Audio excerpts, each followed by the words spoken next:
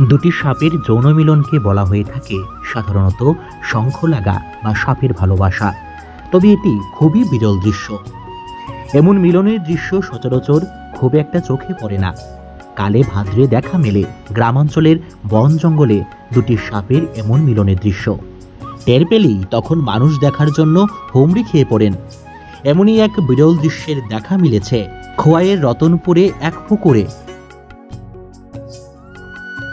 দুটি সাপের শঙ্খলাগা দৃশ্য দেখতে পান এলাকার মানুষ। এ খবর চারিদিকে ছড়িয়ে পড়লে উৎসুক মানুষ ঘটনাস্থলে এসে ভিড় জমাতে থাকেন, একসঙ্গে উপভোগ করতে থাকেন দুই সাপের ভালোবাসা।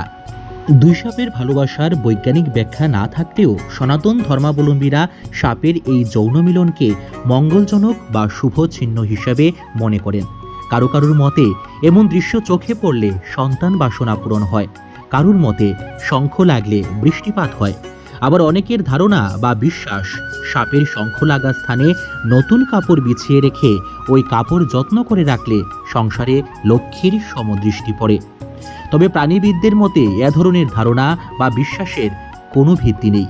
সাপের শঙ্খ লাগা একটি সাধারণ ও প্রাকৃতিক বিষয়।